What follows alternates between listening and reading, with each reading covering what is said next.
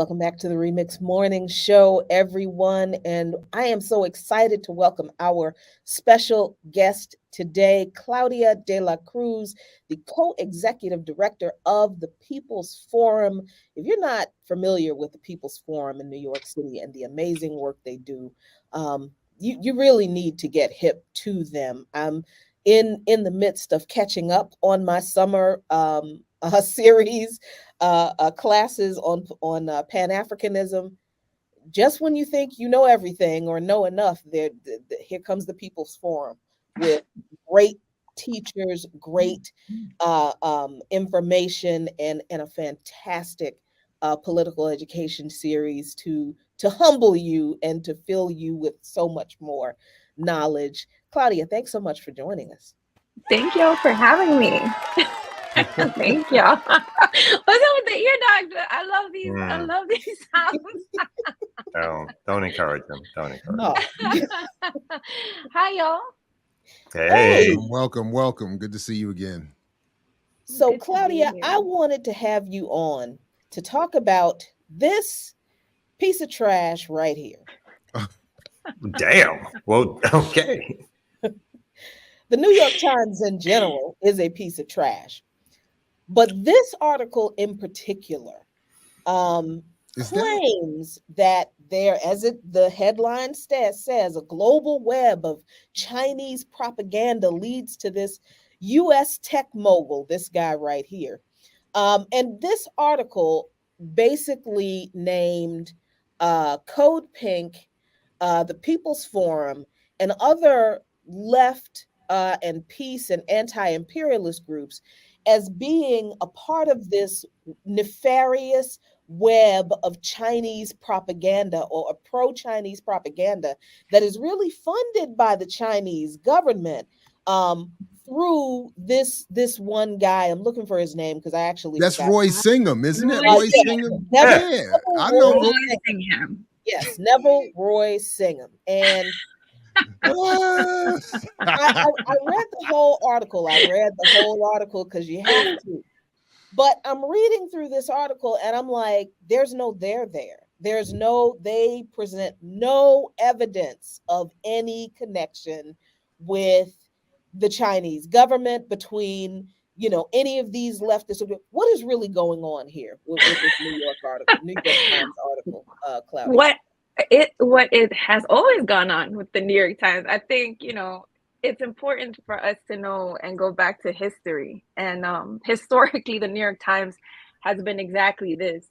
And it's important for us to ground ourselves in the history of Paul Robeson and the history of Claudia Jones and the history of so many labor organizers in the history of the Communist Party of the United States, that was very much dismembered and persecuted by the ruling class and its state, including the New York Times and other media outlets that do precisely that. And so I think being able to know that history is important. Malcolm X told us once, if you're not careful, the newspapers will have you hating the people who are being oppressed and loving the people who are doing the oppressing.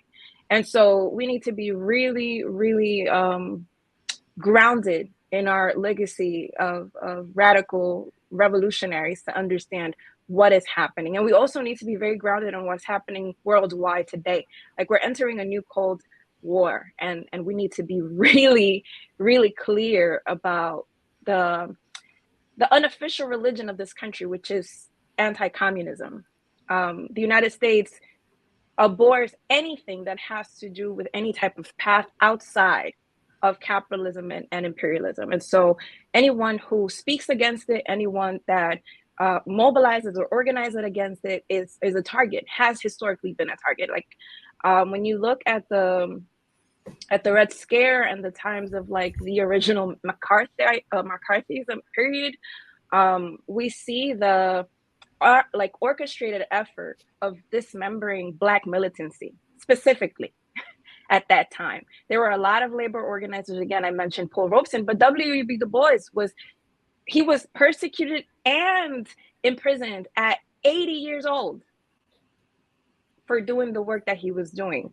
And so, J. Edgar Hoover, who was the founder of the FBI, COINTELPRO, all of that came out of the hunt of communists and out of the hunt of revolutionaries. And so what is the New York Times doing? Exactly what they've always done, operating as a hand of the state. Mm.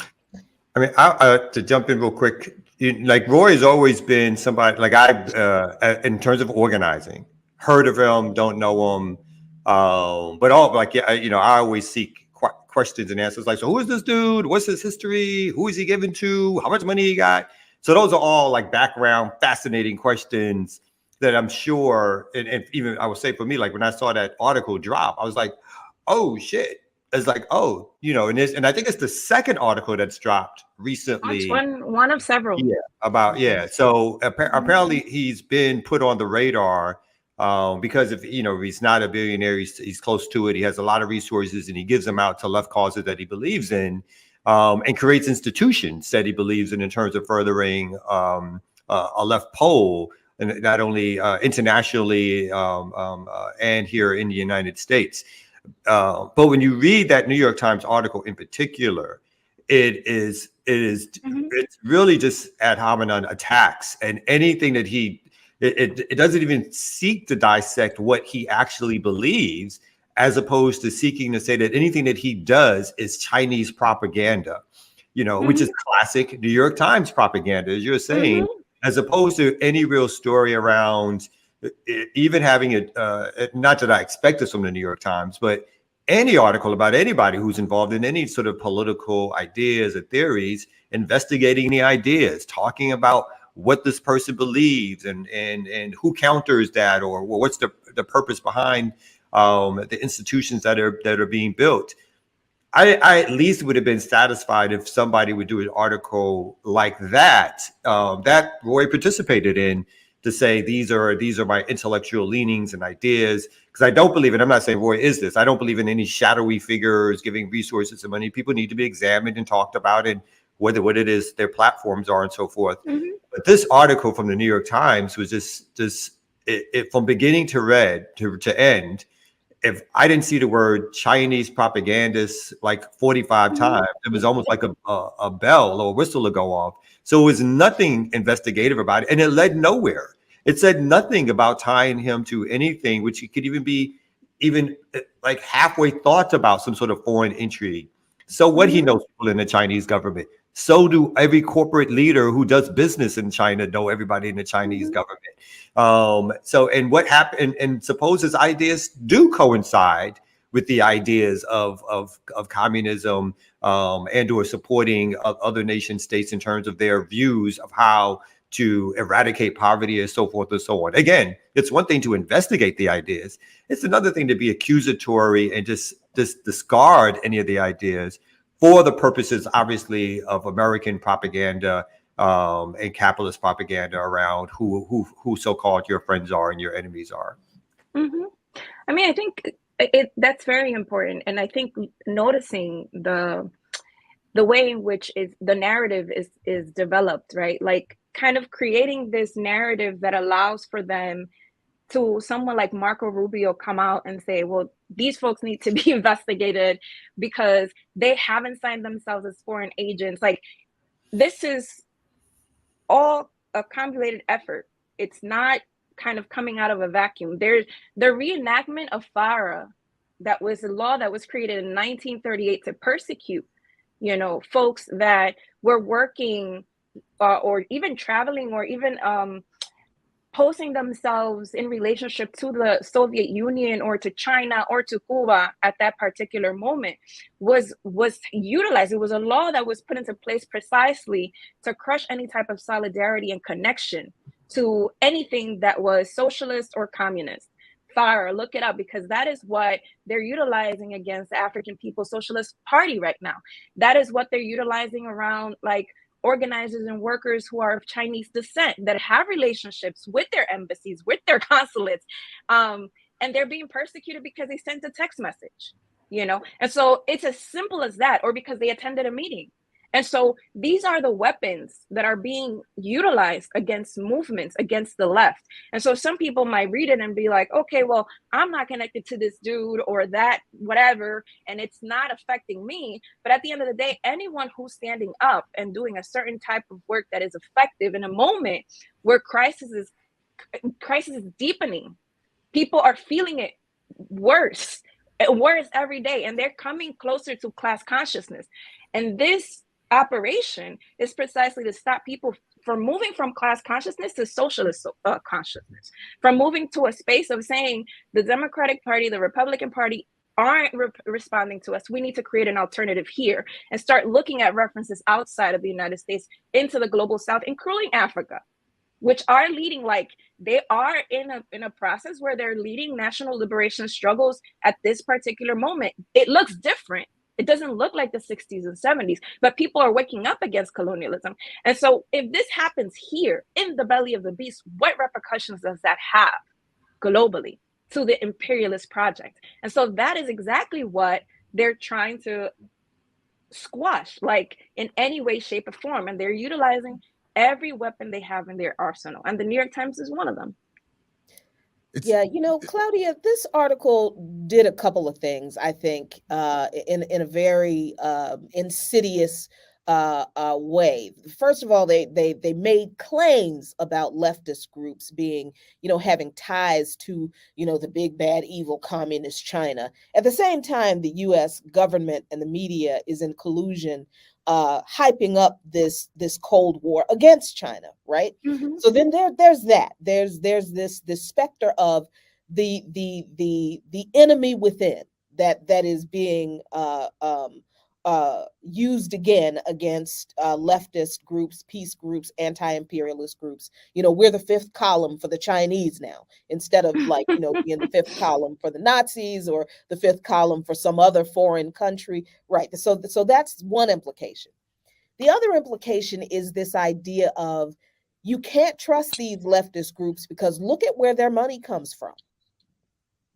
And I think people have kind of overlooked that aspect of the narrative of this article, but I noticed it because there's this big conversation right now about who is funding whom, for a lot of leftist groups. And I always like to remind people that while it's important that those of us who are in this struggle, we have to be careful about who we accept money from, because sometimes that money does come with strings attached.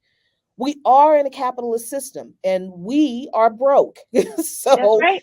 If there are some millionaires whose politics align with ours and they see the value in our work and they want to fund the work, then what do people expect us to do? But that's my opinion. How do you see the way this article has kind of deepened this hyper focus on left groups and where they get their money from, and how that impacts our ability to organize?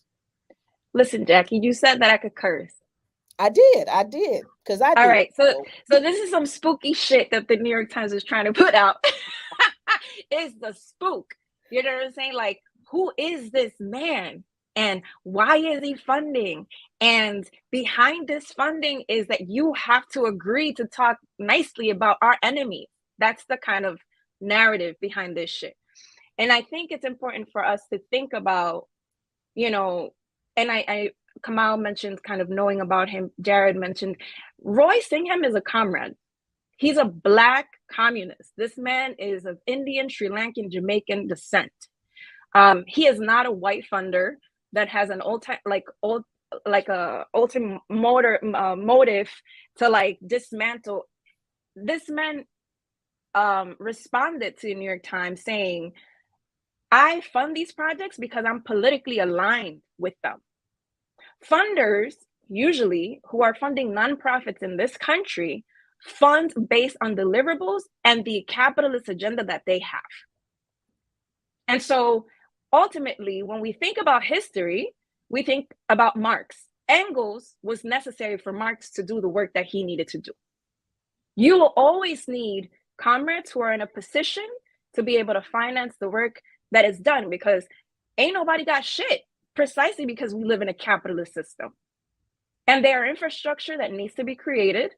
And there are people that need to be assigned specifically to do the work that they need to do to advance struggle. And so when we talk about Roy, we need to understand he comes from a lineage of the League of Revolutionary Black Workers in Detroit. He was a member of the Black Panther Party. He is a successful businessman because it was also part of his political task to do so. And unlike white philanthropists, on whom many folks in the nonprofit industrial complex rely, he has never forced any agenda upon anyone that he has supported. That is the difference. Political alignment is very much different from doing the bidding of the capitalist. Don't forget, he also went to Howard University. That's right. Oh, you just had to do that, Jared. You just had to throw it in there. But you know what I'm saying? I think, it's a very different relationship. And for folks that have lived and have experienced this system, it's very difficult, even if you're in the left, to understand that the relationship between comrades and within political organizing is different. That the expectations are not the same. That there is not like, you're going to do this, you're going to do that. No, there has never been anything attached to the work that the People's Forum has done on any organization that is related to that funding. We're very clear when we came into this work. I've been doing organizing for over 20 years. I've always been an anti-imperialist. I've always been an anti-capitalist. And I have been a socialist since I was 14. I'm 43. Who's gonna come change that shit now? And so I think it's important for us to kind of look deeper, because these narratives are created precisely to cause division. And there's always a question within movements, unfortunately, like, oh, why are they getting funding? Why are we not getting funding? Why is this? That's always my question. Yeah. So, Roy ain't serious until he gets some money to Black Power Media. So that's what I was Don't get Kamal started. Hold up, though. Don't get Kamal started. But he's right, though. Yeah. When I met Roy, twice a day. We're gonna go into the personal stories. Go ahead, Jared. No. Because when I met Roy, and that's it.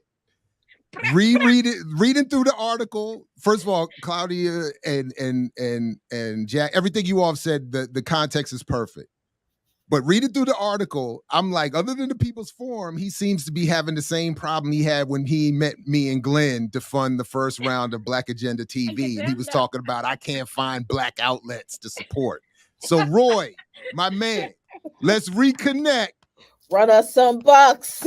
We right here, ready to take on all the fun. All your Chinese propaganda money. All that Chinese propaganda money. Come on, bring it right here, my man.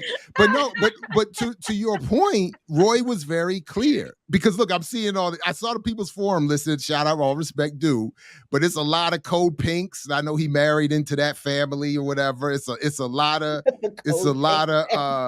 what's the other one that I saw? Married into legacy. He did. Like, that's what the article's talking about. That is and true. Then what that he is said, true. and in fact, where we all met was in the studios of Democracy Now!, where he was supporting them at the time. And where I always reminded that the blackest man in the room was literally pushing a broom across the floor of those studios. But anyway, but at the wedding, and according to the article, where it's the Eve Enslers, it's the Amy Goodmans, it's the Medea Benjamins, and I'm like, so if anything, I'm like, is that the left? Is that what the New York Times is also trying to slickly do and define again the far left as code pink? And I'm like, hold up now. So Roy, in the spirit of Kamal Franklin, my man, we are over here, blacker and lefter, and ready to take on all of that Chinese propaganda money. Anyway. And I'm sorry, just one more point. The real point I wanted to make, sorry, Claude, to emphasize what you all were saying is that Roy was not saying to us, I'm looking for you to carry these messages. He was looking for us. He found us because he was looking to support people who are already doing work he supports. Anyway, sorry, go ahead. That's right. No, and I think it is kind of like that, what you were just saying, not kind of jokingly, but I know it's not kind of jokingly type thing. Like the whole, like, is this the presentation of the left? I think it definitely does do that. It does do that. It presents it in a very specific way. If you look at the People's Forum, it's a mostly young people of color project led by 2 Black Caribbean people. Young. I'm the oldest in the spot. You feel me? So it's like, if you want to talk about the left, it looks different. It just doesn't only look like that.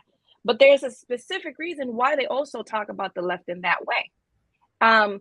Socialism in this country, anything that's socialism in this country, again, that's why I brought up Paul Robeson. That's why I brought up Claudia Jones. That's why I brought up all these different folks, because socialism hasn't always been white in this country. In fact, it's never been white in this country. And so it's important to understand that that Black militancy that they crushed in the 1930s, 1940s, 1950s, 1960s, where we still have political prisoners today, has had the worst repercussions for political movements and organizing Black liberation struggle in this country. And anytime there's the head peeks out of any Black socialism looking type thing, they want to crush it too. And so I think it's important for us to realize, like, the most movements around like labor that are happening across the country have a very Black and brown face. And that's a problem to the state. Even though these movements haven't self-proclaimed themselves as socialists, objectively they are, because they are for the rights of the workers. And so if that is what Black folks are pushing, that shit is always going to be crushed by the state, or at least they will do everything to crush it. And because of this article, Claudia, and articles like it, the People's Forum specifically was named on Capitol Hill from was it a Republican congressman who called for an investigation into the People's Forum? What happened there? The demon himself, Marco Rubio. Listen, I still remember when Chavez, he went to the UN and he was like, it smells like sulfur. Day after Bush was there, like, this shit is stinking up in sulfur. I swear, still today, every day. This is a person who has been outspoken against, any type of solidarity with Cuba, who has been outspoken against any type of solidarity with Venezuela, who has been very straightforward around not allowing any type of socialism to creep its nasty head up in the United States again.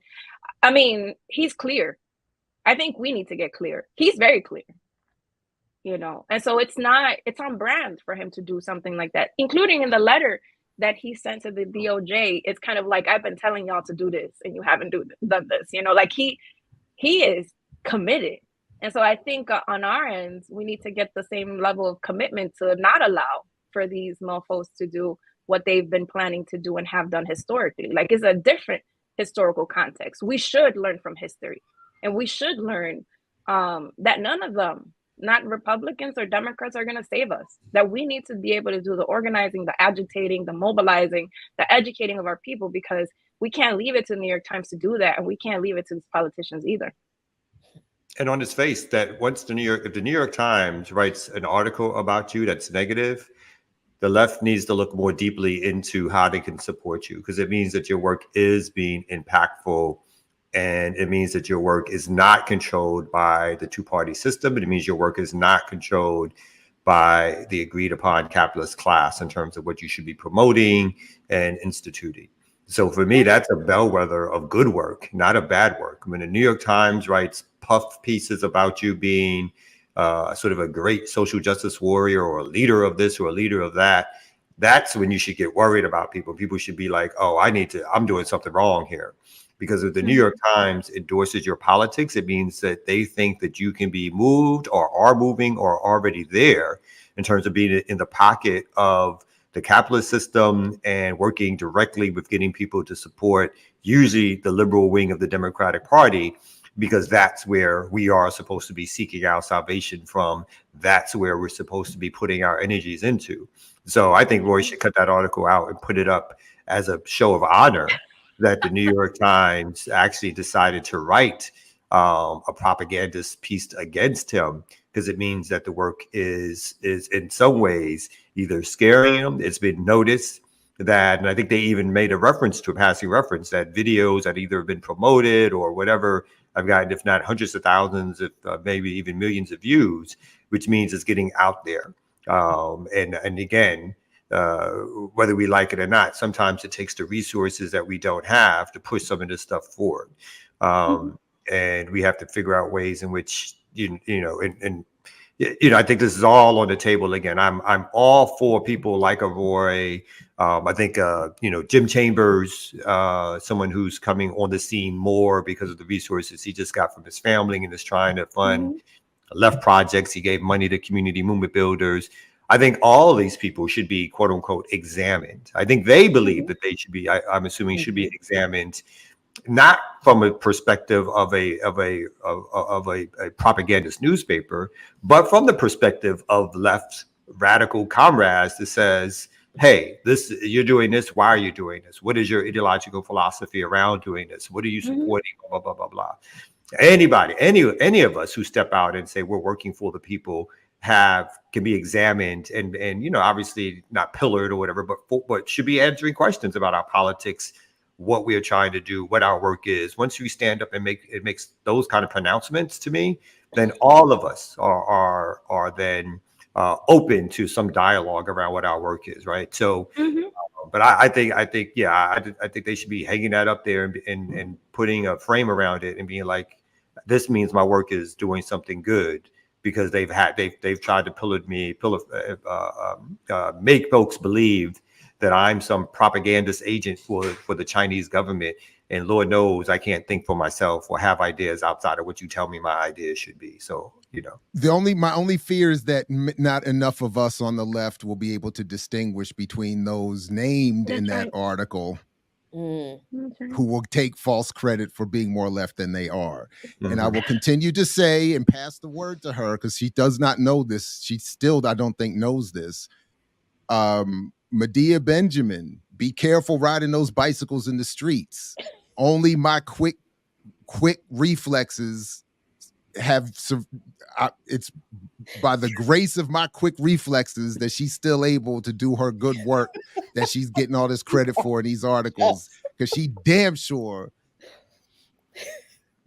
be careful in them streets with these bikes, y'all, because she was about to I'm quick with it. You almost ran over Medea Benjamin, is what you're doing? Man, she was riding recklessly in these DC streets, man. She can't, you gotta be. I already got my issues with the cyclists and the class and racial politics of bikes in DC streets as it is, but I was just like, man, she was just, doing it, blindly riding through the streets on her leftward march. Wow. Leftward march. I was like, I'm happy you got reflexes, Jared. Thank God for that. It's that Mama's Biscuits drumming. That's what I'm trying to tell you. Quit. I do want to say this real quickly. I think, yes, we should be proud of the work that we're doing. And I think, and I appreciate it, Kamal. I think we're all part of that too. Community movement builders and the work that folks on BAB, everybody. I think we should not, though, allow that to kind of deviate us from the seriousness of this shit. There's a reason why they're operating the way that they're operating right now. There is a reason why Cop City is being built. There's a reason why there's more war. There's a reason why there's more militarism. There's a reason why there's more persecution. There's a reason, right? And at this moment, it's not about backing up. And it's not about staying silent. In fact, it's about hitting harder. It's about pushing harder. Because that means that we're doing exactly what we're supposed to be doing and hitting the nerves that we're supposed to be hitting. And I think what has happened historically is that, when you look at the Red Scare and you look at McCarthyism in its moment, and when you look at COINTELPRO, a lot of people had to deny their identity as socialists. They had to deny their identity as communists. They had to go into spaces and do another type of political work. That it wasn't less meaningful, but it was another type, because they couldn't do it and couldn't go as hard because of the level of persecution. And I think we're in a historical moment. We don't know what stage in in the revolutionary process we're in. We will know it after we pass it. But at this moment, we cannot be scared or back ourselves down or like be unorganized. Actually, we have to be more organized than ever. If we don't belong to an organization, we should join an organization. If we don't belong to a movement that is investing in our ideological and political development, we should look for that, because what's happening right now is scaring people. Like, that's the tactic, to scare people out of any desire to organize themselves, out of any desire to take the streets, out of any desire. And, you know, if you think about it, this is basically a way of publicly lynching movements too, in the mainstream, saying, y'all, these are our enemies. You're the enemies of the state. And what happens to the enemies of the state? Those of us who studied theology know that Jesus was crucified as an enemy of the state. And the masses applauded that shit too. And so we need to be really clear on what's happening. Yes, we're doing the Lord's work. We're doing great work. And we need to keep doing more. And that shit needs to be multiplied. And we need to reach millions. And so, you know, I think it's very serious. And Jared, don't go hitting nobody on their bikes, man. We need you outside. You can't get locked out, brother. He's out of control. Claudia, do you see what we have to deal with every 3 days a week between Kamak over here and between dude. No, I'm saying I'm saving the people. I'm out here saving the people. Save the people. Save the people. But seriously, this is you talked you said a couple of times, you know, the historical moment we're in. And I don't think people get how deep that is, because the People's Forum just wrapped up, like I said, the summer series on Pan-Africanism, which it was just doggone amazing. It was just amazing. And it takes a whole lot to impress me. But I was like, damn, I didn't know that. Good God, that is amazing. And I'm not even finished all the courses. I think I got 2 courses to go back and catch up on. But this is all happening at the same time that, as I said, this new Cold War against China is ramping up. This aggression toward Russia is going on. But look at what's going on the continent in West Africa. Mm-hmm. Even though we can't determine what it's going to be, it is in opposition to imperialism. They've been very clear about that. And what their specific politics are, we don't know. And I think it's fair to say that, but they have openly said, we're done with imperialism. Look at what's going on in Haiti. That's right. Where once again, imperialist forces are mobilizing to militarily intervene in Haiti. And look at us leftists, us Black leftists over here, us leftists of color, us brown leftists, or, you know, the white working class proletariat, anti-imperialists. We are working our asses off, trying to not just raise these issues among our people, but to connect them all together, because they are all related. That's right. How do you see this attack in that context? And how I just feel like we can't keep thinking that these people, the scribes for the empire, do this stuff because they have nothing better to do and this is just coincidental. They know what we're doing. Mm-hmm. And they do this shit. Yeah, they know what we're doing, and they know what their plan is. Their plan and overall strategy is to maintain global capitalism, right? And what they've done historically is that they've done it through boots on the ground. They've done it through asphyxiating the economy with all these sanctions and blockades. They've done it with military occupations. You know, they've done it with, you know, domestic oligarchies. Because when you look at Africa, it's capitalist Black men who are controlling the continent. And these are the puppets of the imperialists, whether they're Europeans or Americans. And so I think it's important for us to understand the dimension and the levels and the sophistication of our enemy to be able to take this shit seriously. Like, for us, we experience things, but the global South experienced that shit even harder. We're talking about persecutions and killings in Africa, persecutions and killings in the Caribbean. Haiti has been up in arms for many years. And in 2019, there was an uprising that continues to be on the streets of Haiti right now. How many people have been killed by the state?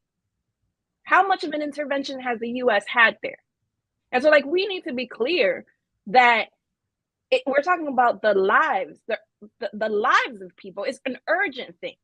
And I think that that's what I want folks to kind of like, if you remember anything I've said today, remember this shit is urgent. People are fucking dying. And they're dying at the hands of the imperialists and the colonialists. Like, that shit is not of the past. That's not part of our history alone. It's part of the present. And so when you look at Niger, for example, people are like, oh, so what's the class character? Who gives a fuck what the class character is right now? These people are fighting colonial powers. They're fighting the French. They don't want the invasion of the US. They don't want that pipeline to be built. Like, that is what's happening. And so we need to be aligned with that.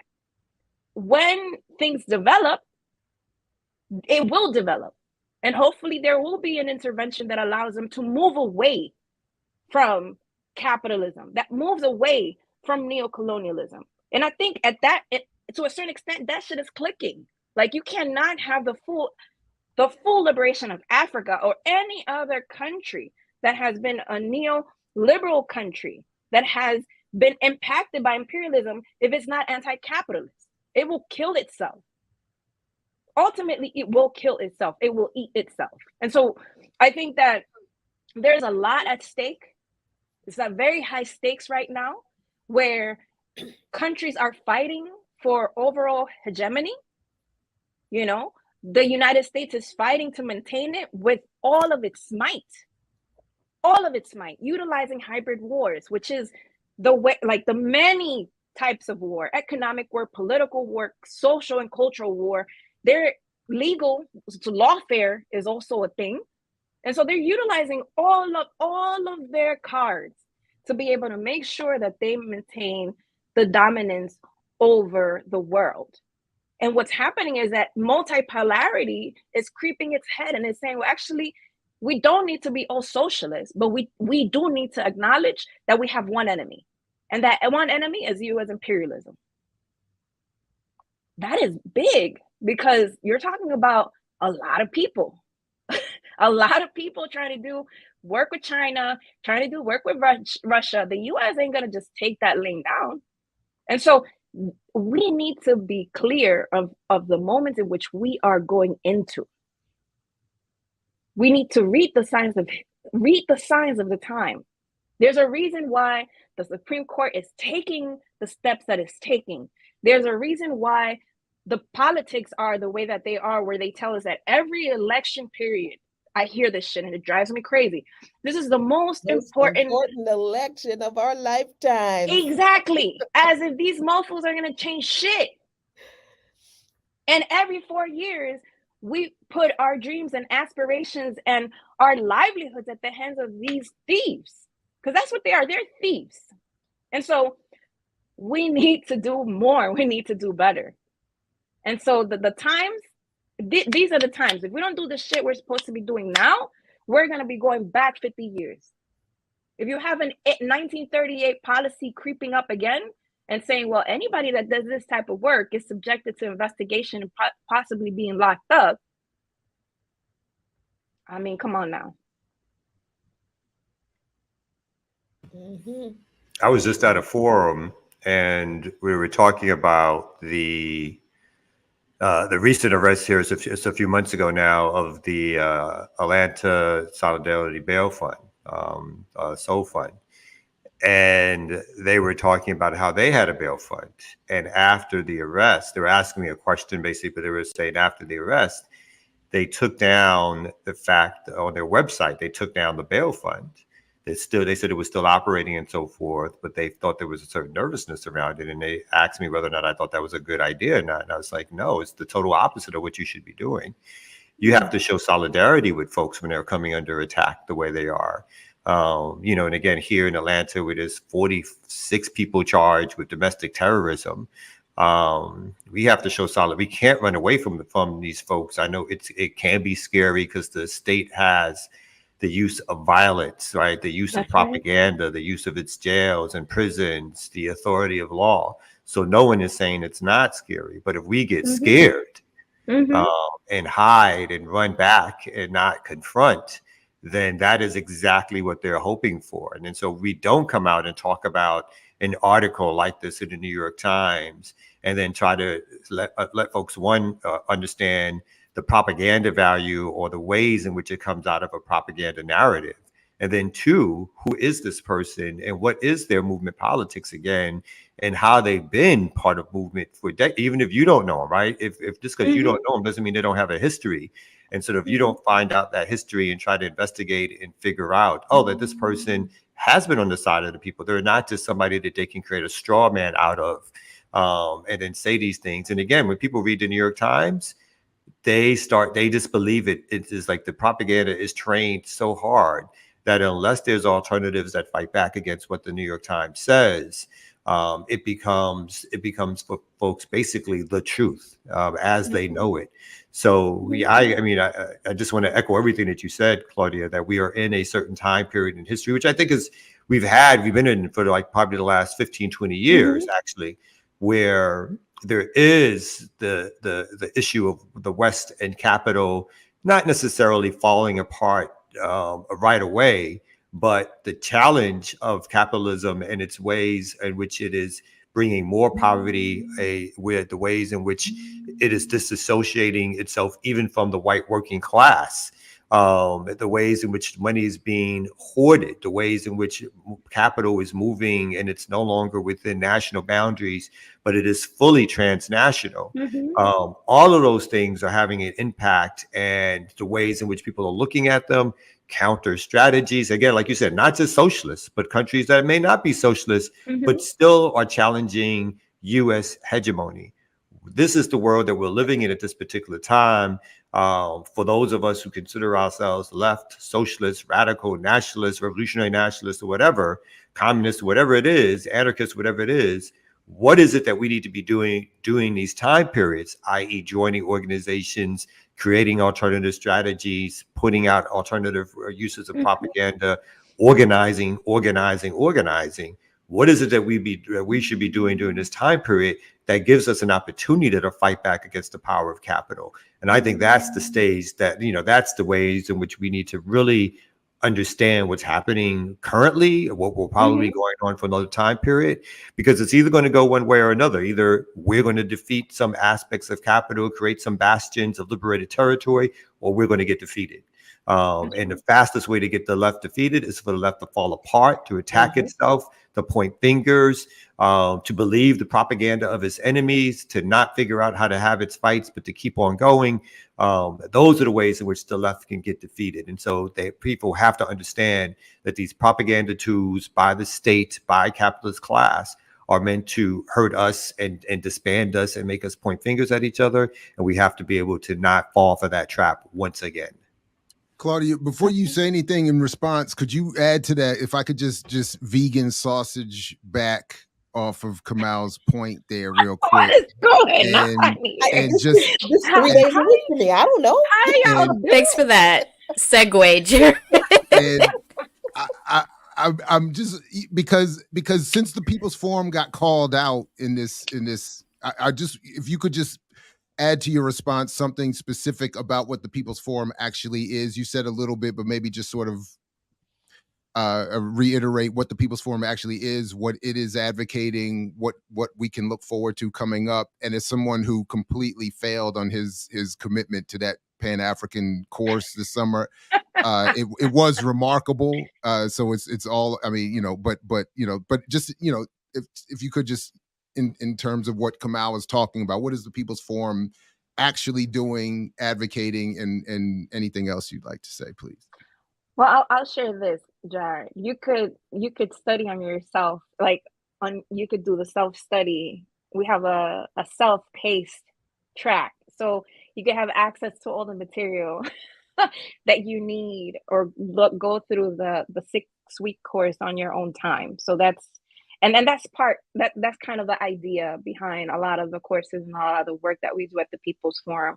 Our desire is to be able to do mass political education. And I say our desire is because although we reached 2,000 people who actually signed up for this course, we need millions. So 2,000 is not enough. It's not scratching the surface of the people that need access to our working class history, to our working class struggles, to be able to understand it from a materialist reality. And by that, I mean, like, you know, scientific socialism, understand it based on history, on the economy, based on organizational theory. And so what we do is create a space that provides the political education that hopefully equips organizers to do the work that they need to do, theoretically. And that allows a space for different folks in the movement, the different sectors of the working class to be able to come together and be in conversation with each other around political education, but also strategy and tactics.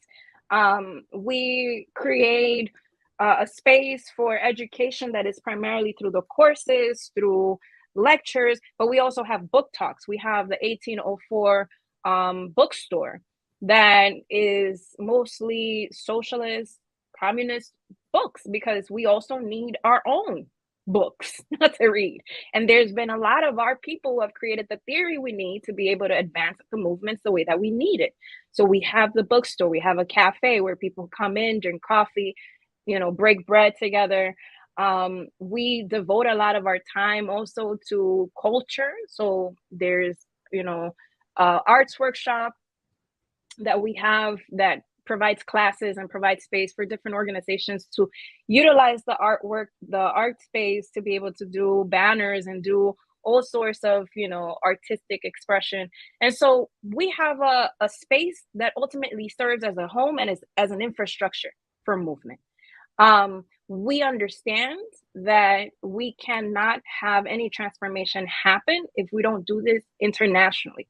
And so we relate to international movements and international organizations.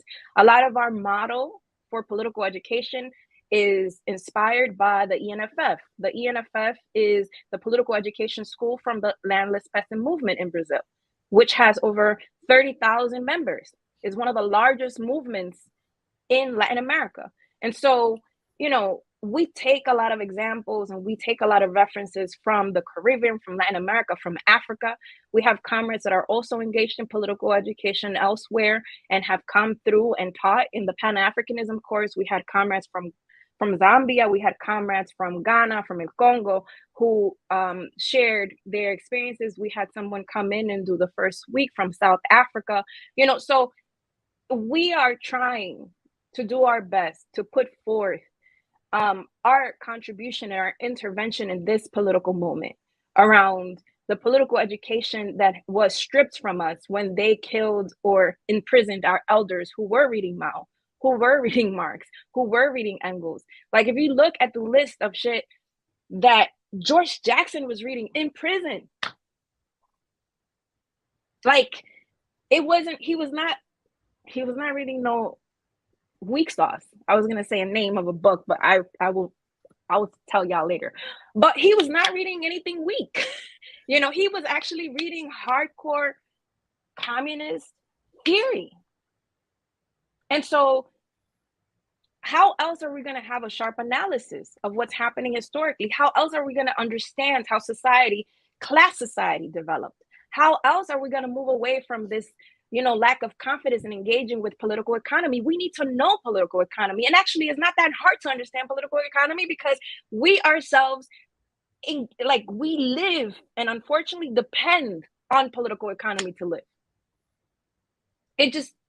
Folks that have become experts have made it difficult and have made it kind of like this big thing that we can't access because you don't have the expertise. And I think it was Frantz Fanon who said that people understand for as long as you are able to explain. And so our people aren't stupid. The regular working class person is not stupid. They have been misinformed, misaligned, and they've been detached from their understanding their own reality. And so we need to be able to know deeply, to be able to simply translate what we need to be able to motivate people to get into action. And that's what we're trying to do.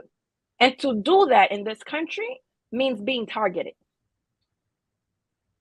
It's no different from what the Black Liberation Army attempted to do, from what the Black Panthers attempted to do, from the Young Lords attempted to do, before them, the Communist Party USA in the 30s, no different. And historically, there has been a witch hunt that is a red hunt, that is a hunt for anyone that opposes the policies of this country. Talk that shit. Talk that revolutionary, Thank you. radical, subversive, anti-imperialist shit. Thank you so much, Claudia de la Cruz. And I got to tell y'all, I don't know, maybe it's just me, but while we're sitting here on this show, I'm sitting here organizing a bunch of activities this week in defense of Haiti. At the same time that I'm about to do this show on By Any Means Necessary, schedule somebody to come and talk to us about Maui tomorrow. And hopefully we're going to get them on here on BPM, planning other stuff in September. This is our reality every day. For most of us on this screen, this is what we do every day. And it's weird. It's really weird. It's wild to see people in the chat be like, well, what about this? But what about y'all just get organized? What about you just do that? What about you just get in on this work that needs to be done? Because the answers we've been given the answers in history. We're only continuing the work that has already been started. That is all we are doing. We're not reinventing the wheel here. There's no magic sauce. It's just people serious about this shit and serious about our people's liberation. So, Claudia, thank you so much. Thank you so much. And we're not little in numbers. We need to organize. Yes. We need to out-organize these folks. Although you are being called out in the chat for not naming that book. Damn. Listen. All right, I'm gonna name the book, and I'm gonna stick to it because it's okay that I'm on a live stream. Those of you reading Emergent Strategy, you will make huge favor. Look at Jared's face. The what is it? CPO principles of petty what is it that your thing has? Anyway, get yourself a real book. And the reason that I'm saying this is because there is misleadership of our class. There's nothing wrong with, pleasure activism. There's nothing wrong with all these different things. But if it's not based on the material conditions of our people, if it's not based on where people are fucking hurting, then you're as privileged as the people writing that shit. We have no time for that level of privilege. And I'm not saying don't take care of yourselves, because God knows I love my pedi and my manicures and all that shit. I'm not saying don't take time to, make sure that you're well and all that shit. But if you're engaging and giving your life for the defense of our people, understand that we're talking about class war. And that we need people who are willing to sacrifice and find energy and find spirit and find revitalization in our people, in the communities we build to be able to defend the lives of our people. And I think it's important for us to say that because we have a whole ass fucking generation that has been dismembered politically and ideologically by shit that liberals have been very, very good at taking and making it into mass education. People who have come out of our ranks. And so we need to analyze that shit too. So I set the book. I'm on a live Thank you, stream. Claudia. And then can I just co-sign? I know we're running out of time, but I just want to quickly co-sign because and this is where the principle of petty comes in, that this being the 50th anniversary of the hip hop and all this discussion, all this, I have been respectfully, with all due respect, disagreeing with Adrienne Marie Brown for 20 years around how we define and analyze what we call the struggle and the problem and what then we should do about it. So I'm not surprised that you and others might have this criticism of this more recent work. I think this is part of an ongoing struggle that we have to keep having with folks who are platformed and presented as the acceptable representation of struggle. That's right. So No, thank you. And there are many issues. There's many issues, but we need to know what the problem is. You see, there's a difference. Many issues, the problem. And we need to address the problem, because we don't want to address the problem, then we're merely dealing with symptoms. That's right. We need, we got to have that beef. I'm getting a lot of heat for reviewing that book. We need to have a BPM roundtable on that book, because we can talk about Kat's it. been emailing me. I know. Oh. I'm saying, I don't want to fight. I just want to talk. Well, let's talk. No, I want us to talk because people are fighting me in my emails. Oh, they're fighting you about the socialist reconstruction? Yeah. We can have that. Let's have that conversation. It's a nationalism, socialism recurrence of the argument. But yeah, I would love for us to Lucretia, Claudia, and anyone else. We should definitely. Anyway, thank you very much. Thank you, Jackie, for setting this up. It's always a pleasure. Thank y'all for having me. Take care, y'all. Thank you. Jared, don't go running on anybody on the streets, please. I'm doing what I can. I'm trying to save the people. You know, Got all that pink on. Bye, y'all. Peace. Take care. Bye.